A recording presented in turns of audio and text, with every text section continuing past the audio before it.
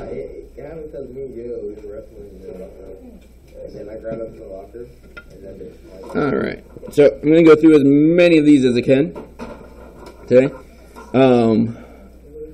Point number 1: evaluate negative 2x and in parentheses squared when x is equal to negative 3. So for this one, we're just plugging in negative 3. So we have negative 2 times negative 3 squared. Well, first, you got to do the multiplication that's inside the parentheses. So negative 2 times negative 3 is positive 6. Positive 6 squared is 36. That'd be our answer. Number 2, which of the following triples does not satisfy the equation? So you have to plug each one of these in and see which one gives us 10, or which ones do not give us 10. So on here we have actually more answers than just one. So we have several answers that will give us something other than 10. If I plug in the first one, 2 and 15, well, 2 plus 15 divided by 5, that top would be 17. 17 over 5, that's definitely not going to be equal to 10, right? So that's one of our answers, because again, it does not satisfy. On this one, plug in the 5 and the 2. 5 plus 2 over the 15. Well, 5 plus 2 is 7. 7 over 15, definitely not 10. So that also works. On C, if I plug those in, 15 plus 5 over 2, that is 10. So that one works. So that one's not going to be an answer. And then D, 2 and 5 over 15. So that gives us 7 over 15. Again, that does not equal 10. So that one also works. Again, we want the ones that did not satisfy the equation. So A, B, and D all fell in that category. All right, next. On number 3. 3 is probably the hardest one on this entire sheet. Teachers and student interruption. Please allow your students into your classroom. Breakfast ran a little late today. Do not mark them absent or tardy. Once again, please allow those students into your classroom that just finished eating breakfast. can I get breakfast? I mean, if you really want to. If I want? I'm not going to mark you absent or late. Well, don't mark me absent or late because I have breakfast, so I would excuse it. Why? All right.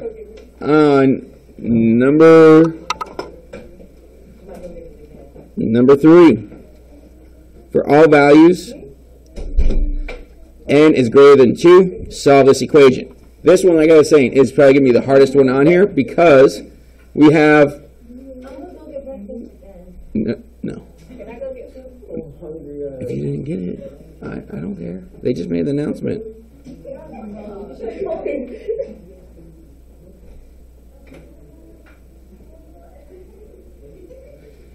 All right, so on this one, again, hardest problem, we started off n plus 4 underneath the radical, n minus 2.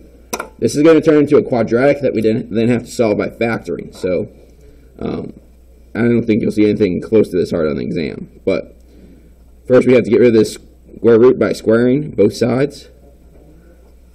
So this would cancel off.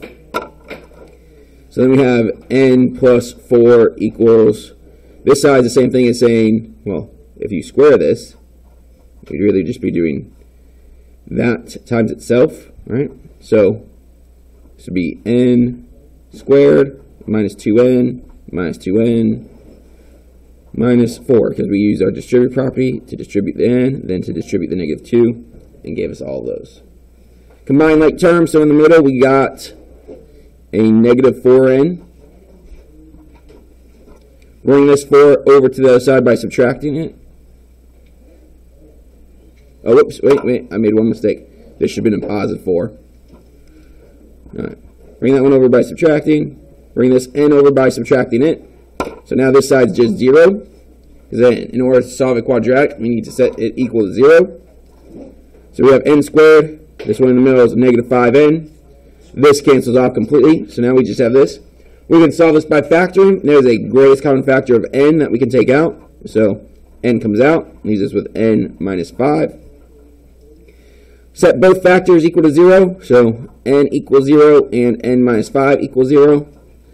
This is one answer. This one we have to bring the 5 over, it gives us positive 5. So we get two answers, but then go back to the original problem. It says that it has to be greater than 2, so this one doesn't satisfy that, so it's just n is equal to 5. And like I said, that was the hardest problem on this entire worksheet probably.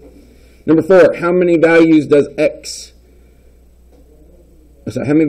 does f of x equal g of x? So that'd be wherever the two functions intersect. So it intersects 2 times. So that's our answer. Again, we're just looking for how many times it intersects. That's where they equal. Number 5 is a little challenging, mostly because it's a little confusing as to what you need to know.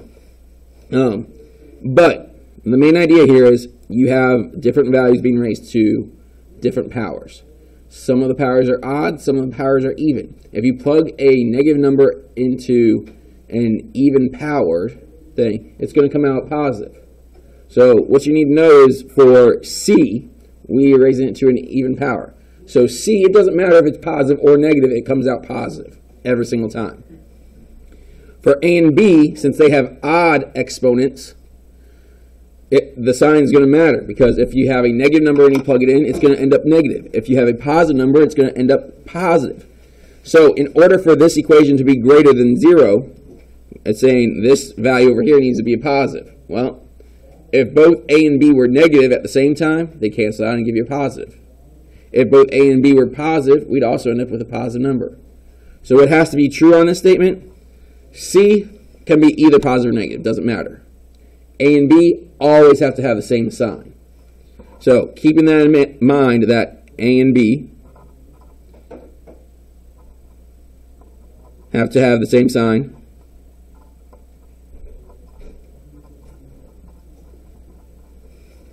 Looking at all these values, well, if they have to have the same sign and you multiply them together, it gives you a positive number, and that's what we're looking for. Which ones have to be positive? These other ones that are being multiplied by C, well, if C, it doesn't matter if it's positive or negative in the original equation, we don't know if this C value is positive or negative. So it could be positive, it could be negative. And it's going to change your answer each time, because if you have C as a positive or a negative, it could be a positive or a negative outcome. So we don't know. So those three can't be an answer. This last one, although A and B had to both be the same sign every time, this one squares one of them. So if they were both negatives, the A one would come out to be positive, and a positive times a negative would be a negative. So that one doesn't have to work either. So 5 is more of a confusing question than anything. Is that all you got? That's all we had? Hey, I went in for the little plate today and we're like, we don't got it. Girl, you gotta find it, nigga. Give me my stuff. Yeah. Alright. On 6. This one, we have these. This is a symbolic function, just like what we just had.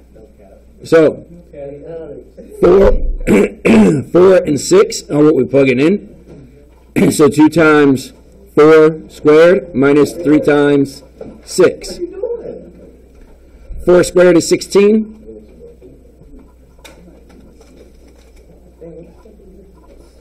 Do the multiplication. 2 times 16 is 32.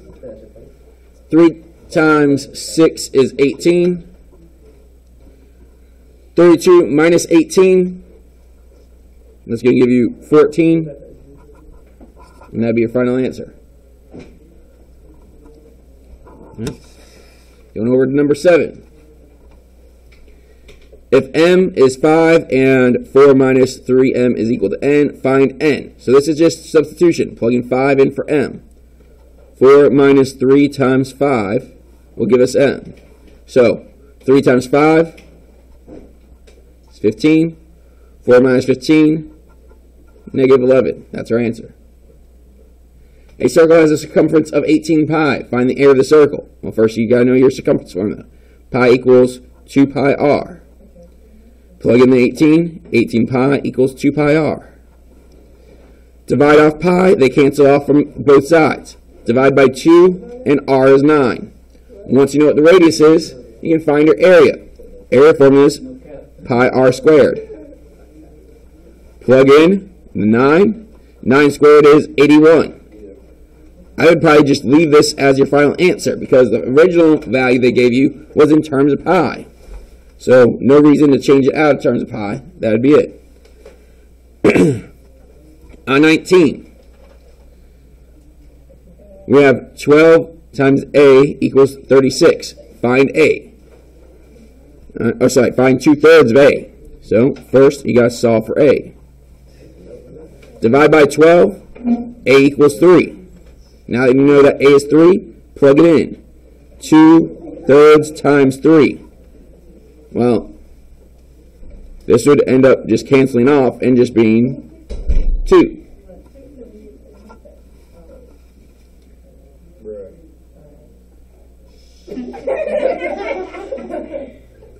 Simplify. Sorry. Looks good. Thanks. I thought that was your real beard. That's what I'm going for, mister. Alright, on 10. We got x minus 4 squared. Again, this is just that times itself. So you get x squared minus 4x plus 16. Reduce it by combining the two in the middle. X squared minus 8x plus 16. That'd be your final answer. On 11, x squared minus 81. So we have, to solve that, this is the difference of two squares. So we have x plus 9, x minus 9 equals 0. Set each one of those equal to 0 and solve. So you get x is both a negative 9 and a positive 9. So plus or minus 9. On this one's even easier. We can divide off the 4. So we get x squared equals 25 over 4. Get rid of the square by square rooting both sides. Again, whenever you square it, you get both a positive and a negative. Square root of 25 is 5. Square root of 4 is 2. So positive, negative, 5 over 2. Graph the following. So this one, I'm going to come back to that one. We have to graph each of those. Or actually, here, I got a piece of graph paper right here.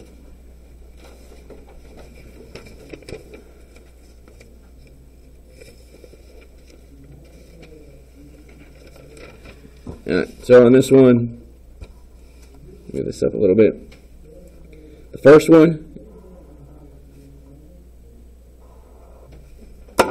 that's our graph. Y equals negative 2. This is a horizontal line at negative 2. So here's negative 2. It's a horizontal line going through negative 2.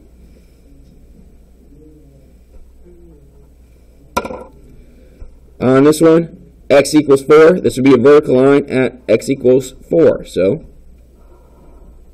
should go out at least 4 values. 1, 2, 3, 4. You get a vertical line at x equals 4. On the next one, let me put the equation underneath too so that I'll take a picture of this, you guys know which one's which.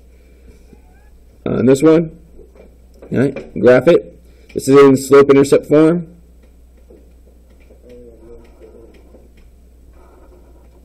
So starting off at positive 2, so up at positive 2, we have a point. And then it has a slope of negative 1, so going down 1 over 1, down 1 over 1, down 1 over 1.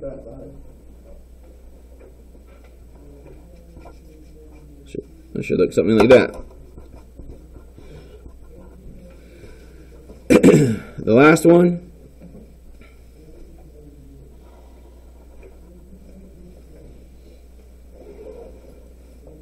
I'm going to have to extend this a little further down because this is starting at negative 5. This has a y-intercept of negative 5. 1, 2, 3, 4, 5.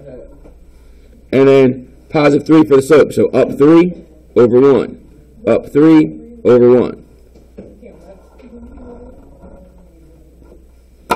So this is y equals 3x minus 5. Those would be our graphs for that one.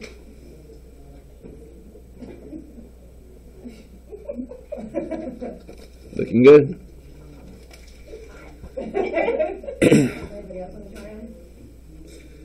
On 14. Find the midpoint of a segment with endpoints at, again, midpoint formula. Let me write it over here in the middle. It's an average of your x values over an average of your y values across the street. All right. So yeah.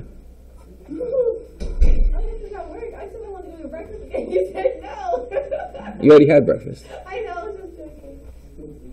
It's hot, isn't it? I was across the hot. Hot where? So, When you start talking to you, it's hot. He's not accustomed to the hot. alright, so average of the x's, average of the y's. 6 plus 2 is 8. 8 divided by 2 is 4. Then we have 13 plus 20 is 34. 34 divided by 2 is 17. So that's our answer for 17. Yes. Because we're finding the average of the x's, average of the y's. That's what you do when you find a midpoint. So we divide by 2 because you have two numbers, you add them, and then divide by however many numbers there are when you do an average. But that's our formula right there. All right. Number 15. If this is equal to 12, solve this for y. So first thing you have to do is solve for x. So on this one over here, you can bring the forward by subtracting. So we'd have negative 2x equals 3. Divide by 2, and you'd have x equals negative 3 halves. That's horrible, but. So now that we know what x is, you have to plug it in over here and solve for y. So 2y minus 3 times negative 3 halves. It's 10. Let's see. Multiply.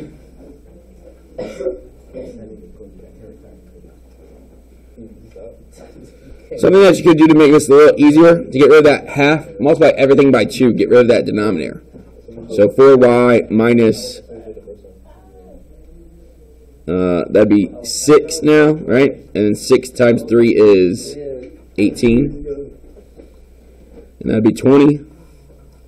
Add the 18. You'd have 38. And 38 divided by 4 would be 8. No, wait. I don't know. 9.5? Yeah, like 9.5. No. 8. Yeah, 9.5. I thought 9 times 4 is 36. Yeah, 9 times 4 is 36, and this was 38. Oh. So you got 2 more. I didn't see. I thought it was 32. I mean 34. Alright. Number 16. What's the difference between this and this? When A is 3 and that's supposed to say B is 8. There's a B missing there. Let's see. So if we were to plug it in for the first one, 3 squared is 9. 8 squared is 64. 9 plus 64 is 73. If we were to plug it into this one, 3 plus 8 is 11. 11 squared is 121. They want the difference, so subtract them. What's the difference between them? And technically, the way this is written, you should end up with a negative number. Because if you say difference, you're supposed to subtract in the order shown. So that give us negative, what is that? 26.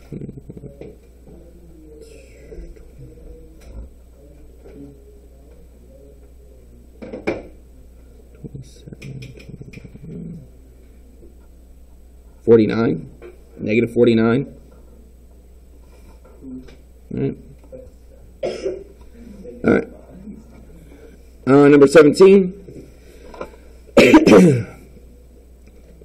A circular region has 10 not overlapping sectors of equal size labeled A, B, C, D. Okay. So, basically, this is just, it's a spinner. I don't know why I shouldn't come out and say this part first, but it's a spinner with 10 sections on it. Alright. It is as likely to stop at any one section, any one of the 10 sectors, as any other. What is the probability the spinner will land on a sector labeled with a vowel? So, out of all these, there are 10 sections, right? And how many are vowels? Well, A is a vowel, E is a vowel, and I is a vowel. So there's 3 vowels out of those 10. That's your probability. 3 out of the 10. Again, if you wanted to change that to a decimal, you could. But again, 3 out of 10, that'd be fine. If you want to do it as a decimal, that'd be 0.3. If you wanted to do that as a percentage, that'd be 30%. But again, all you had to do was say 3 out of 10. On number 18, y equals x minus 3 over x plus 4. Is y a real number? Wait. Oh no, y is a real number. I read that wrong. Then what can x not equal? So, essentially, if we have x on the bottom, x here, well, a denominator in a fraction, can never be equal to what value? What won't give you a number? You can't divide by 0. Can't divide by 0. So this bottom cannot be equal to 0. So x plus 4 cannot equal 0. So we want to figure out what that would be. So let's move the 4 over. So x cannot equal negative 4.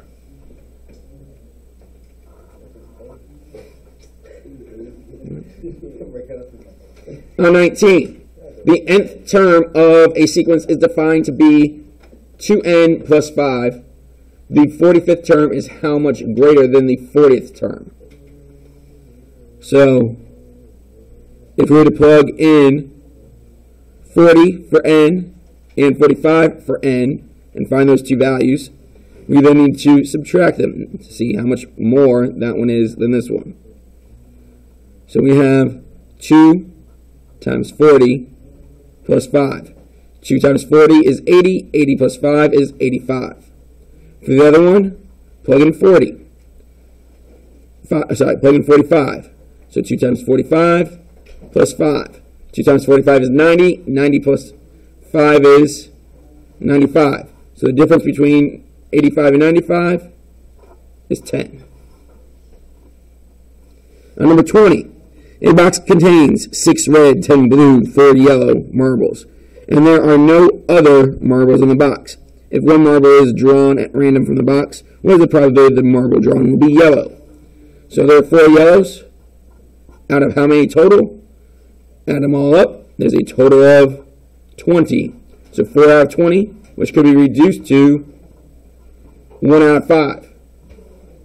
That'd be a good answer. Or if you did it as a decimal, that'd be the same as saying 0.2 or 20% as a percent.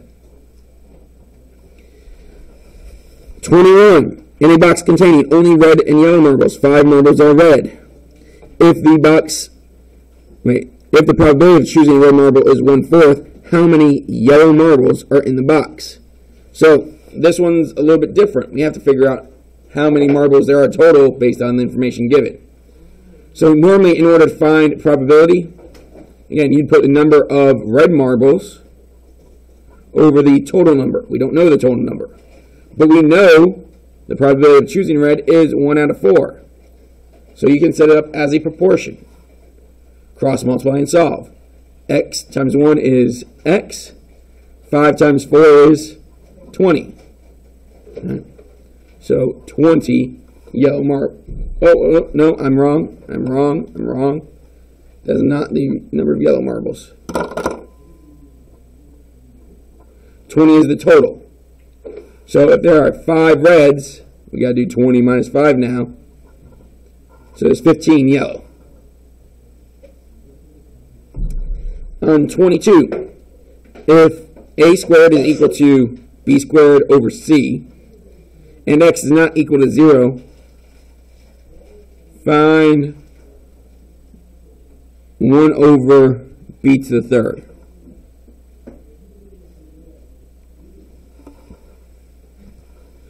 Okay, so first thing we'd want to do is figure out what b to the third is. So bring this value over to the other side. So we'd have a squared times c equals b to the third. Well, this is asking us for a reciprocal of b to the third. So all we got to do is the reciprocal of the other side.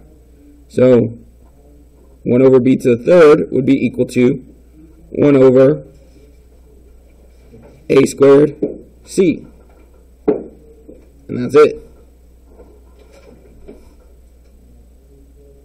If you wanted to, you could also rewrite that so that it was a to the negative 2, c to the negative 1. That would also work as an answer.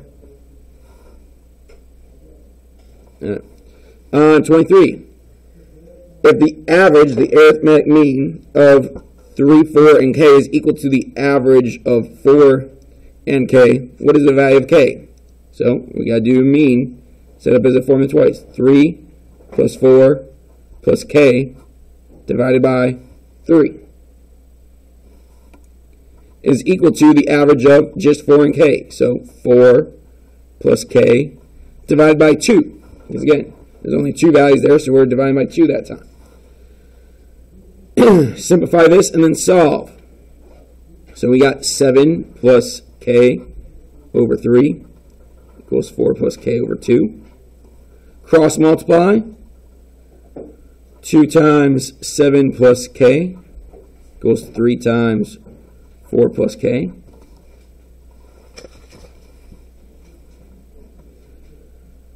So distribute the 2 and distribute the 3. 14 plus k equals 12 plus 3k. Oops, I forgot to distribute the 2 here. So that should have been 2k. Bring the 2 across this way by subtracting it. So I'm going to subtract off the 2k. I'm going to bring the 12 the other way by subtracting it. Subtract 12. So on this side, all I have left is 2. On this side, all I have left is k.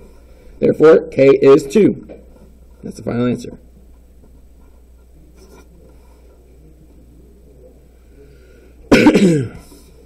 All right, on the next side.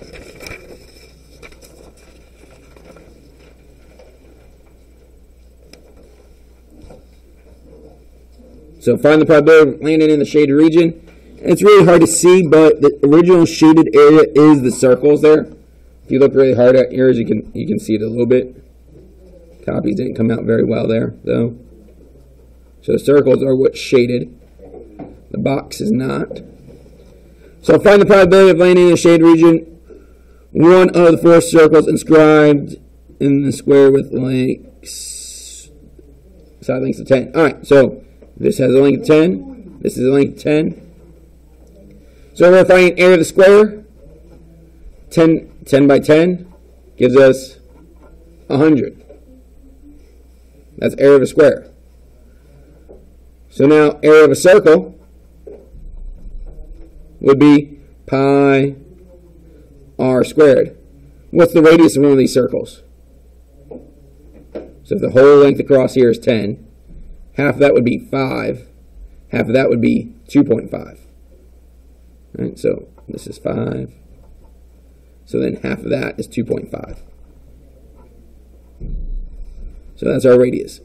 Pi 2.5 squared. And I don't have a calculator here, so just the phone.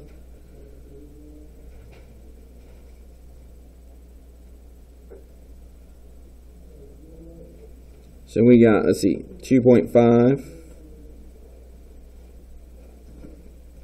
times 2.5 times, we're going to use 3.14.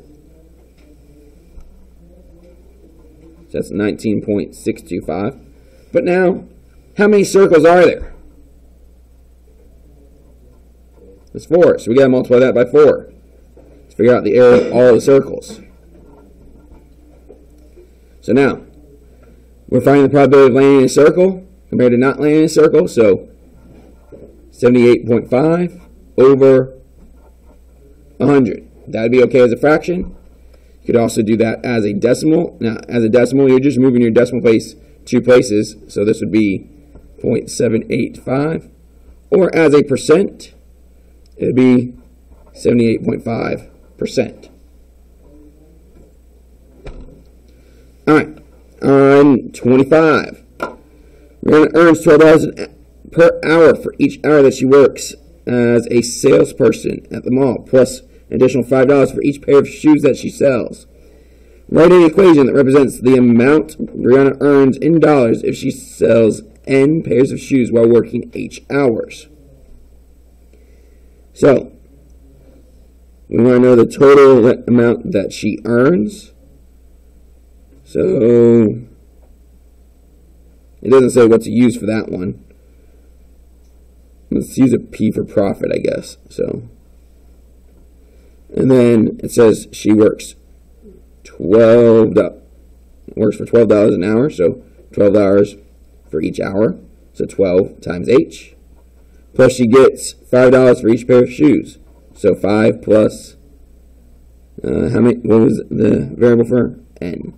For number of shoes. So her profit will be 12H plus 5N. And that'd be it. Now, it doesn't really matter what you used on this side because it didn't specify.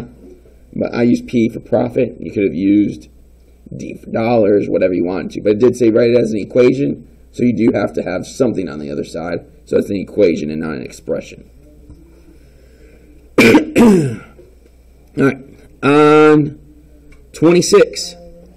In this figure, WOY, so this one here, and XOZ, this one here, each have a measure of 74. If R is 35, what's the measure of angle T? So, if this is 35, now, that would mean that T is what? Also 35. Why? Because these two angles are the exact same measure and they overlap. This angle is in both of them, and it's the same measure each time. So we take the overall measure of 74 minus whatever that is, we get the same measure each time. We actually don't have to do any math here whatsoever. And it's just 35. If you wanted to figure out using the numbers, you could, because you could figure out what this middle angle is first. So 74, subtract the 35, you'd end up with, what is that, 29? No, 39. And then 39 subtracted from 74 would bring you back to 35. Again, you can do the math or you can reason it out, but it should be 35. All right, on 27. If each number in the set were to be multiplied by -2, a new set would be formed consisting of 6 numbers.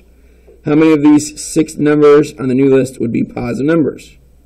Well, all the original negative numbers would now be positive. All the positive numbers would now be negative. If we had 0, then it wouldn't change. So let's look through them. On here, we only have 2 negative numbers to begin with. So now those numbers become positive.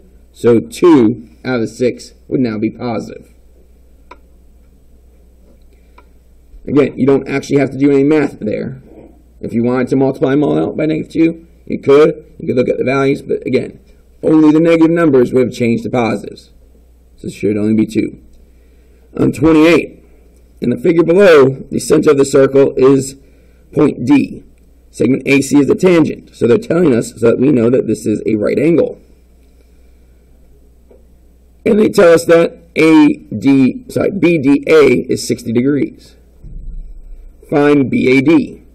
So, all the angles in a triangle add up to 180. So if we subtract the 2 that we know, Then we're left with 30. On 29, triangle ABC has lengths of 7, 24, and 25. DEF has side lengths of 5, 12, and 13. How much greater is the perimeter of the first triangle than the second? So you got to add them all up. Again, perimeter, you're just adding them up. So we have 7, excuse me, 7, 24, and 25.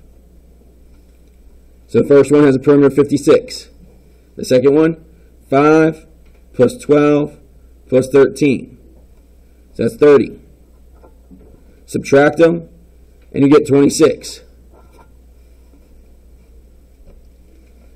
For 30, if A is equal to negative 3B and B is equal to 4, what is the value of 4A? Well, plug in the B for this first equation to figure out what A is. And then once we figure out A, you got to plug it into this one. So A, first off, would be negative 3 times 4, which is negative 12. And then for A, well, plug in negative 12 for A. 4 times negative 12 is negative 48. For 31, if 3 to the x plus 2 equals 27, what is the value of x? So we need to solve for this one. This one's a little tricky. Easiest way to do this would actually be to change this one to be a 3 to some power. 27 is 3 to what power? So there are other ways to solve this, but 27 is the same thing as saying 3 to the third power. Right? 3 times 3 times 3 gives you 27. So since the bases are the same, ignore them, and the exponents have to be equal. Subtract 2, and x is 1. Again, on a question like that, on the exam, that is going to be a multiple choice question. Remember, anytime you're solving for a variable, these are multiple choice questions on the exam. So take your answers, plug them in, use substitution, see which one works. So if you get stuck and don't know how to solve it, just plug them in. All right, on 32, simplify the following. So each one of these wanted us to simplify as much as we could. So first, distribute 3. That's 6x minus 24 plus 7. Negative 24 and positive 7 combined together to give us negative 17. And that'd be the first answer. This one we could distribute the A. Get ABC minus AD. And that'd be our answer. On this one, we could distribute the 2. 2x plus 8. Combine like terms. 10 and 8 gives us 18. That'd be our answer.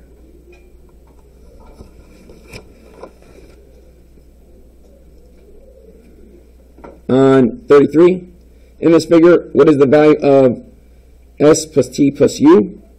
Well, s, t, and u are the other 3 angles that are missing here, right? We know all 4 of them have to add up to what?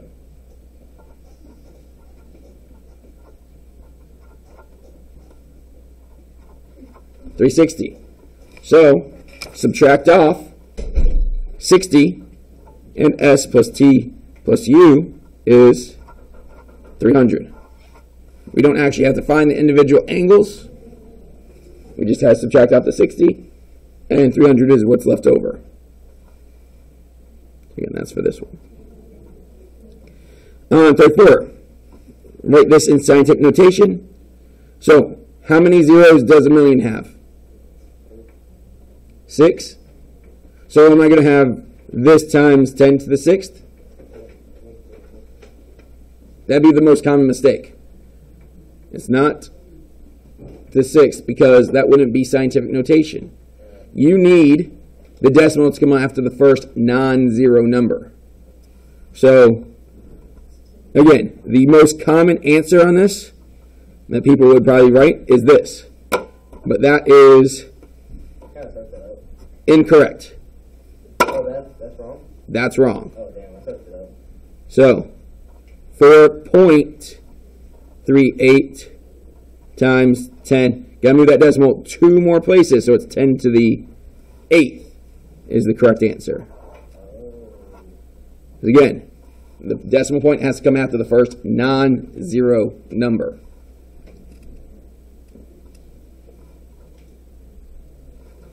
On 35, if n is greater than 5, then in terms of n, how much less than 6n plus 3 is 2n minus 4?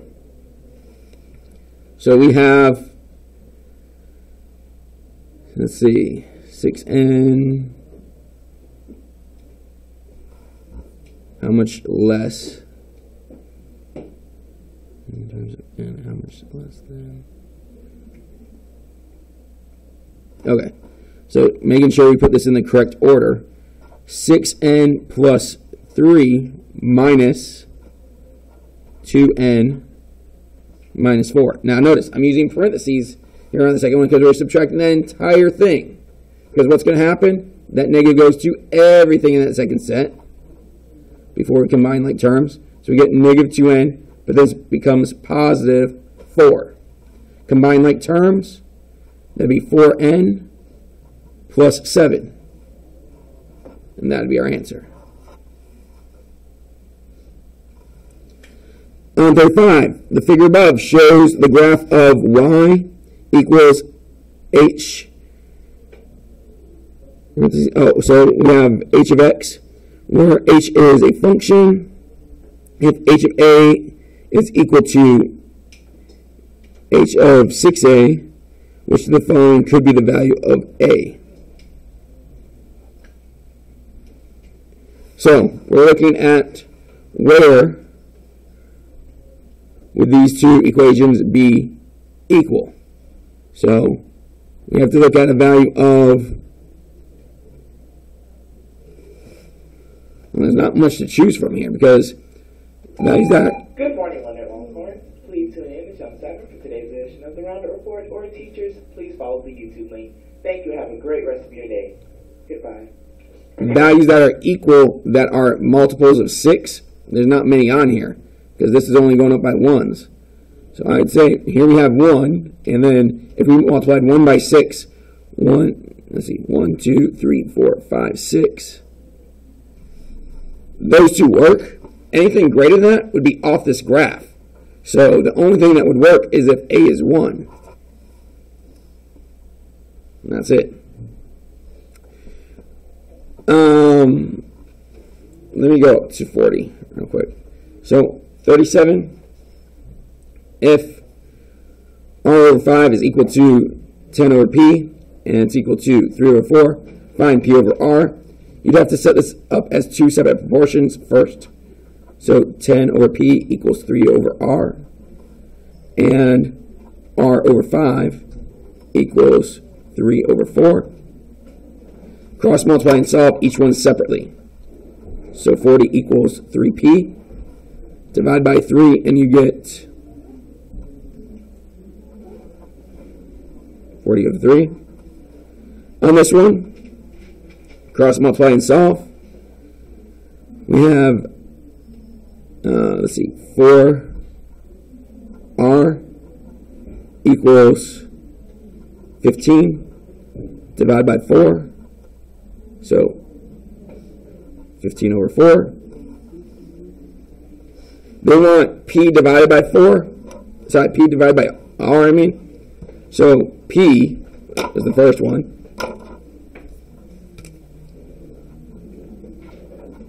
$40 over 30 divided by